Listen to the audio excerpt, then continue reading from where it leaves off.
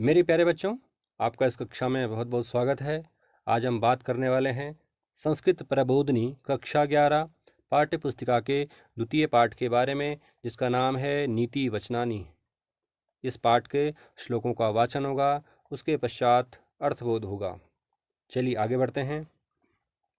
द्वितीयः पाठः नीति वचनानी। दूसरा पाठ है नीति वचनानी। नीति वचनानी का अर्थ है नीति रूपी वचन या नीति के वचन। सबसे पहले जान लेना यह जरूरी है कि नीति किसे कहते हैं।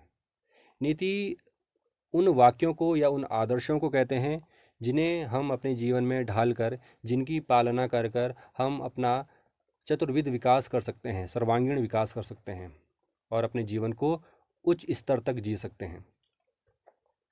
पाठ परिचय। प्राचीन काल से भारतीय महापुरुषों ने बालकों तथा समाज में अच्छे बुरे के ज्ञान के लिए नीति श्लोकों के प्रचार को महत्व दिया है।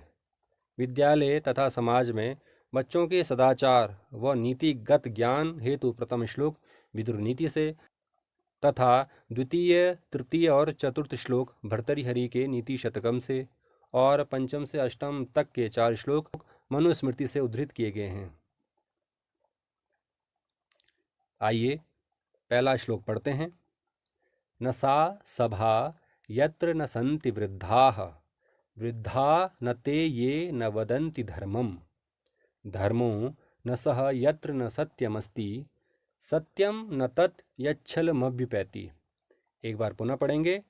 न सा सभा यत्र न सन्ति वृद्धाः वृद्धा न ते ये न वदन्ति धर्मम् धर्मो न सह यत्र न सत्यमस्ति सत्यम न तत् यच्छलमभ्युपैति। आइए अर्थ करते हैं। न सा सभा, सा मतलब वह, न मतलब नहीं, वह सभा नहीं है। कौन सी सभा नहीं है? यत्र न संति वृद्धा, यत्र मतलब जहाँ, न मतलब नहीं, संति मतलब है, वृद्ध मतलब वृद्ध लोग, बुजुर्ग लोग, अनुभवी लोग। तो वह सभा सभा नहीं है जहाँ वृद्ध व्यक्ति नहीं है, बुजुर्ग व्यक्ति नहीं है, अनुभवी लोग नहीं हैं। तो अगर किसी समाज में, किसी परिवार में या किसी देश में, जो देश को चलाने वाले जो लोग हैं या समाज को चलाने वाले लोग हैं या परिवार को अगर वहाँ पर वृद्धों की अनुपस्थिति होगी, अगर वहाँ अनुभवी लोगों की अनुपस्थिति होगी, तो वह परिवार, समाज अथवा देश सही से नहीं चल पाएगा। क्योंकि अनुभवी लोगों के माध्यम से मार्गदर्शन की अत्यंत आवश्यकता होती है। तो जो युवा वर्ग है या जो नए लोग हैं वो भटके नहीं, इसके लिए अनुभवी लोगों की बड़ी महत्ता होती है। इसीलिए कहा जा रहा है कि वह सभा सभा नहीं है जहाँ वृद्ध नहीं होते हैं, जहाँ वृद्ध उपस्थित नहीं होते हैं, वह सभा सभा नहीं है। आगे कहते हैं वृद्धा नते ये न वदन्ति धर्मम। वृद्धा नते, वे वृद्ध नहीं हैं। कौन से वृद्ध नहीं हैं? ये न वदन्ति धर्मम, जो धर्म का वाचन नहीं करते, अर्थात वे वृद्ध होकर भी वृद्ध नहीं है, अर्थात वे अपनी जिम्मेदारी पूरी निष्ठापूर्वक नहीं निभा पाते हैं, जो धर्म का वाचन नहीं करते हैं, अर्थात जो मार्गदर्शन नहीं करते हैं, जो गलत को देखते हुए भी उसका प्रतिकार नहीं करते हैं, उसका विरोध नहीं करते हैं। तो वे वृद्ध वृद्ध नहीं हैं जो धर्म का वाचन नहीं करते हैं। आगे लिखते हैं धर्मो न सह यत्र न सत्यमस्ति, और वह धर्म धर्म नहीं है यत्र न सत्यमस्ति। यत्र मतलब जहाँ, जहाँ न मतलब नहीं, सत्य अस्ति सत्यम अस्ति, जहाँ सत्य नहीं है वह धर्म नहीं है, अर्थात वह सभा सभा नहीं है जहाँ वृद्ध नहीं होते हैं, वे वृद्ध वृद्ध नहीं हैं जो धर्म का वाचन नहीं करते हैं, और वह धर्म धर्म नहीं है जो जिसमें सत्य ना हो।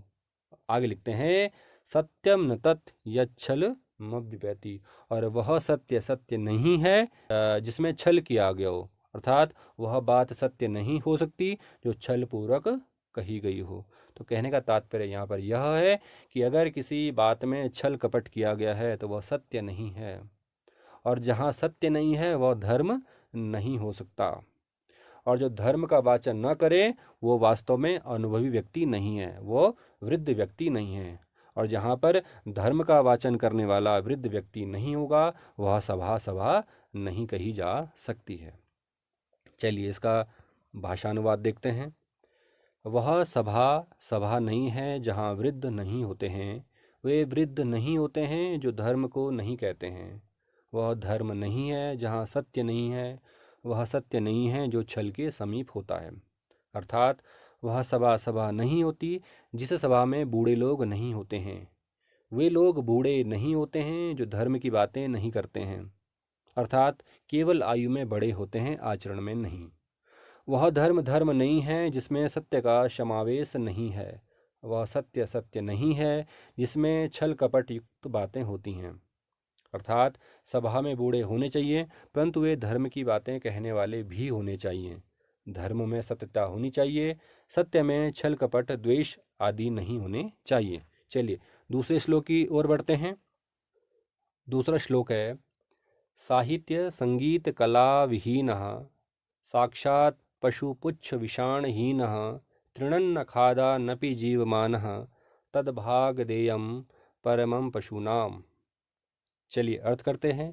कहते हैं साहित्य संगीत कला विहीना, अर्थात जो व्यक्ति साहित्य से अनभिज्ञ है, जिसको साहित्य की बातें नहीं पता हैं, संगीत और कला इत्यादि से भी अनभिज्ञ है। अर्थात जो व्यक्ति साहित्य संगीत और कला से अनभिज्ञ है, जिसको ये चीज़ें नहीं आती है, जिनको इन कलाओं के बारे में पता नहीं है, वह कैसा है?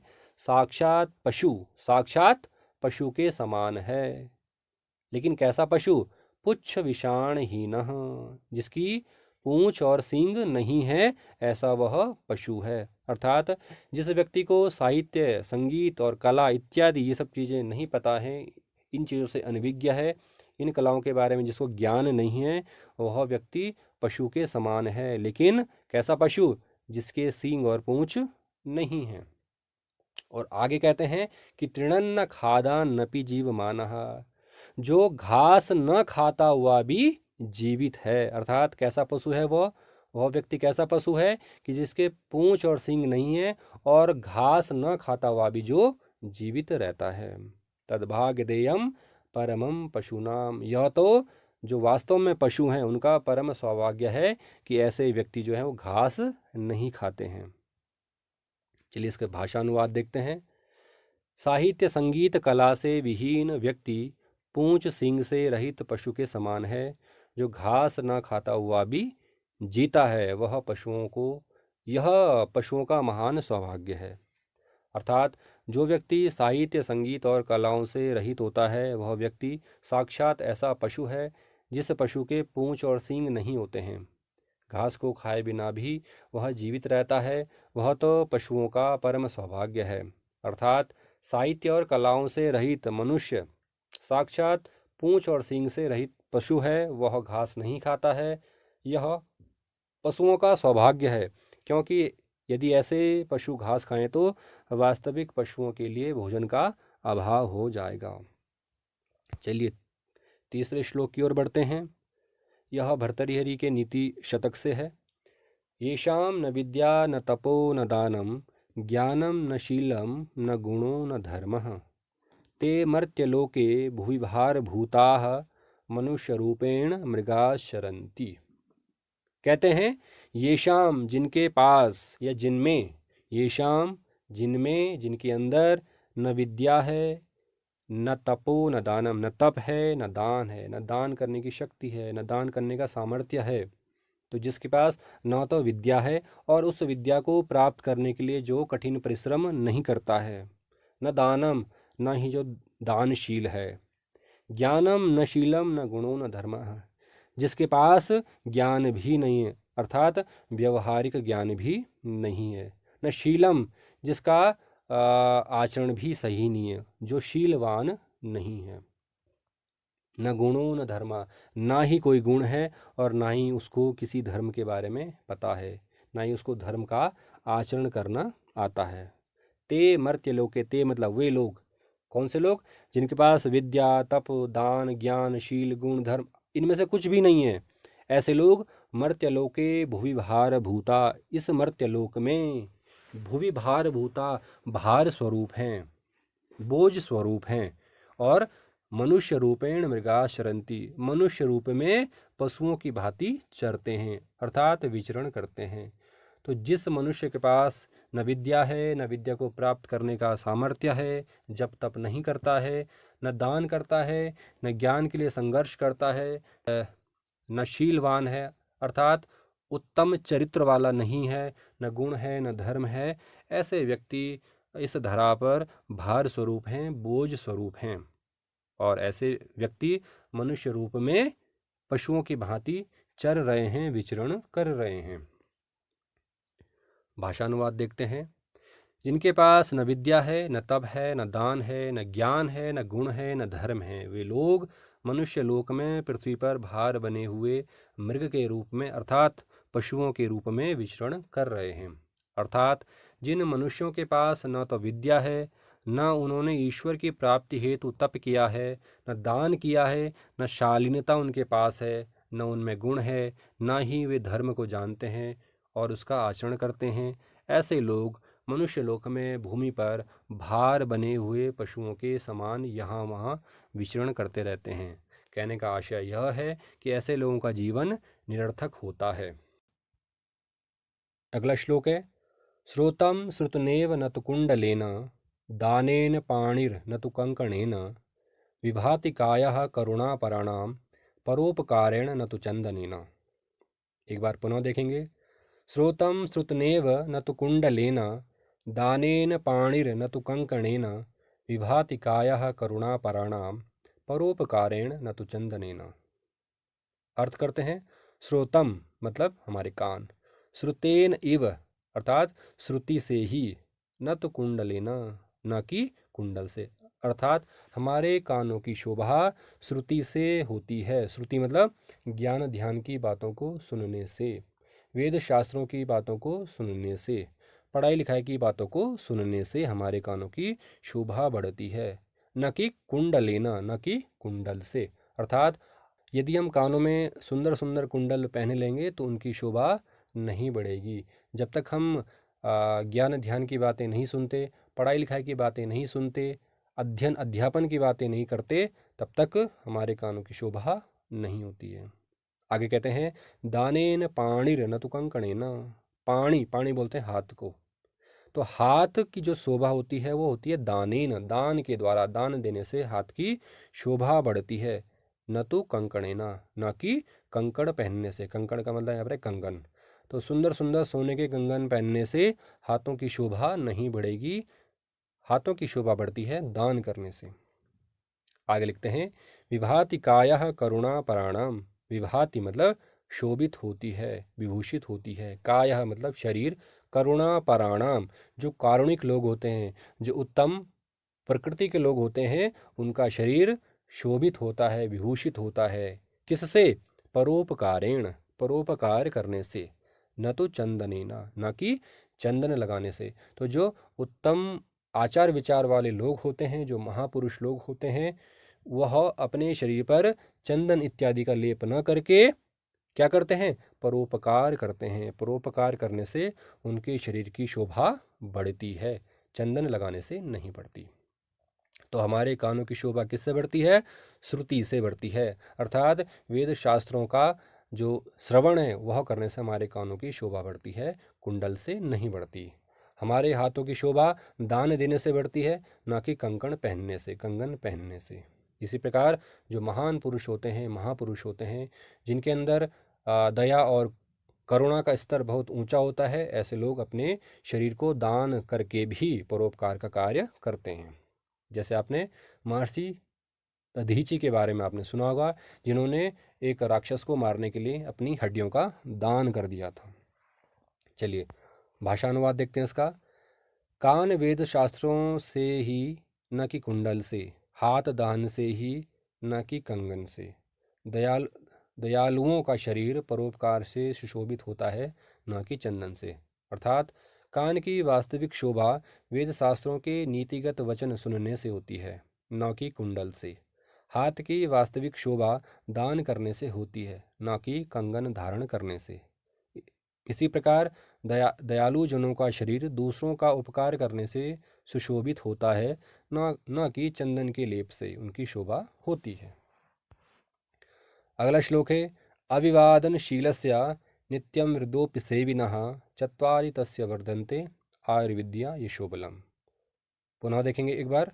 अभिवादनशीलस्य नित्यं वृद्धोऽपि सेविनः चत्वारि तस्य वर्धन्ते आयुर्विद्या यशोबलम्। अर्थ करते हैं, कहते हैं कि अभिवादनशीलस्य, अभिवादनशील का, नित्यम वृद्धोपि सेविनः, और नित्य वृद्धों की सेवा करने वाले, तस चत्वारि तस्य वर्धन्ते, उसकी हमेशा चार चीज़ें बढ़ती हैं, वृद्धि को प्राप्त होती हैं। क्या क्या? आयु, विद्या, यश और बल। अर्थात जो व्यक्ति विनम्रतापूर्वक अपने से बड़ों को प्रणाम करता है, जिसके अंदर अपने से बड़ों के लिए अच्छी भावना होती है, और जो व्यक्ति नित्य प्रति अपने से बड़ों की सेवा करता है और ज़रूरतमंद लोगों की मदद करता है, ऐसे व्यक्ति की चार चीज़ें हमेशा बढ़ती हैं: आयु, विद्या, यश और बल। भाषानुवाद देखते हैं इसका। अभिवादन करने वाले और प्रतिदिन बूढ़ों की सेवा करने वाले की आयु, विद्या, यश और बल चारों बढ़ते हैं। अर्थात माता पिता, आचार्यों, विद्वानों, बूढ़ों का जो अभिवादन करता है और जो प्रतिदिन वृद्धजनों, बड़ों की सेवा करता है, उसके आयु, विद्या, यश और बल, ये चारों गुण बढ़ते हैं। अगला श्लोक है, सर्वलक्षणहीनोऽपि यः सदाचारवान् नरः श्रद्धानोऽनसूयश्च शतं वर्षाणि जीवति। एक बार पुनः देखेंगे। सर्वलक्षणहीनोऽपि यः सदाचारवान् नरः श्रद्धानोऽनसूयश्च शतं वर्षाणि जीवति। अर्थात सर्वलक्षणहीनोऽपि, सभी लक्षणों से हीन होने पर भी, यहाँ पर लक्षण का अर्थ है शारीरिक बनावट, रूप, रंग, आकार, प्रकार इत्यादि। तो जो व्यक्ति सभी लक्षणों से हीन होने पर भी, अर्थात शारीरिक बनावट में अच्छा न होने पर भी, रूप, रंग इत्यादि न होने पर भी, आकार प्रकार अच्छा न होने पर भी, यह सदाचारवान न रहा, लेकिन फिर भी सदाचारी है, अच्छे आचरण करने वाला है, विनम्र स्वभाव का है, श्रद्धानोऽनसूयश्च, और श्रद्धा रखता है अपने से बड़े लोगों पर, गुरुओं पर, माता पिता पर, बुजुर्गों पर श्रद्धा रखता है। नुसूयश्च, अनसूयश्च मतलब जो ईर्षा द्वेष से रहित है, वह व्यक्ति शतम वर्षाणि जीवति, 100 वर्ष की आयु को प्राप्त करता है, अर्थात 100 वर्षों तक जीता है। भाषानुवाद करते हैं। सब लक्षणों से हीन भी जो मनुष्य सदाचारवान, श्रद्धा रखने वाला और ईर्षा द्वेष से रहित है, वह 100 वर्षों तक जीवित रहता है। अर्थात रंग रूप अथवा शरीर की शोभा के सभी लक्षणों से रहित कुरूप भी जो व्यक्ति सदाचारी होता है, अपनों से बड़ों, विद्वानों और वृद्धों के प्रति श्रद्धा रखता है, ईर्षा द्वेष जैसे भावों से रहित होता है, वह 100 वर्षों तक जीता है। आशय यही है, सदाचारी, श्रद्धावान और ईर्ष्या द्वेष से रहित व्यक्ति 100 वर्ष की आयु प्राप्त करता है। चलिए अगला श्लोक है, यथा खनन खनित्रेण नरो वार्यादिगच्छति तथा गुरुगतां विद्या शुश्रूषुरधिगच्छति। एक बार पुनः देखेंगे। यथा खनन खनित्रेण नरो वार्यादिगच्छति तथा गुरुगतां विद्या शुश्रूषुरधिगच्छति। तो यहाँ पर खनित्रेण का मतलब है कुदाल या फावड़ा, खनन का मतलब है खोदता हुआ। तो कहते हैं यथा, यथा मतलब जैसे, जैसे खनित्रेण खनन मतलब जैसे फावड़ा या कुदाल से खोदता हुआ, नरः मतलब मनुष्य, वार्यधिगच्छति, यहाँ पर यण संधि है तो आएगा वारी अधिगच्छति, वारी मतलब जल, पानी। तो जैसे कोई व्यक्ति फावड़ा या कुदाल के द्वारा खोदता हुआ पानी को प्राप्त करता है, वार्याधिगच्छति पानी को प्राप्त करता है, जल को प्राप्त करता है, तथा मतलब वैसे ही गुरुगताम विद्या शुश्रूषुरधिगच्छति, वैसे ही कोई विद्यार्थी, कोई छात्र गुरुगताम विद्या, गुरु के द्वारा प्राप्त विद्या को शुश्रूषुरधिगच्छति अर्थात सेवा भाव से प्राप्त कर सकता है। तो कहने का तात्पर्य यहाँ पर यह है कि यदि कोई बालक अपने गुरुजन से ज्ञान प्राप्त करना चाहता है तो उसके मन में गुरु के प्रति सेवा भावना भी होनी चाहिए। भाषानुवाद देखते हैं। जिस प्रकार कुदाल से खोदता हुआ मनुष्य जल को प्राप्त करता है, उसी प्रकार ही सेवा परायण गुरु द्वारा प्राप्त की गई विद्या को प्राप्त करता है। अर्थात जिस प्रकार व्यक्ति कुदाल से निरंतर भूमि को खोदते हुए एक दिन भूमि से जल को प्राप्त कर लेता है, उसी प्रकार जो सेवा परायण शिष्य निरंतर गुरु की सेवा करता है, वह गुरु के समस्त ज्ञान को प्राप्त करता है। अगला श्लोक है धृति क्षमा दमोस्तेयम शौचमिंद्रिय निग्रह धीर विद्या सत्यमक्रोधो दशकम धर्म लक्षणम। एक बार पुनः देखेंगे। धृति ही क्षमा दमोस्तेयम शौचमिंद्रिय निग्रह धीर विद्या सत्यमक्रोधो दशकम धर्म लक्षणम। दशकम धर्म लक्षणम, धर्म के 10 लक्षण होते हैं। कौन कौन से? धृति, क्षमा, दम, अस्तेय, शौच, इंद्रिय निग्रह, धी, विद्या, सत्यम, अकरोध, ये धर्म के 10 लक्षण हैं।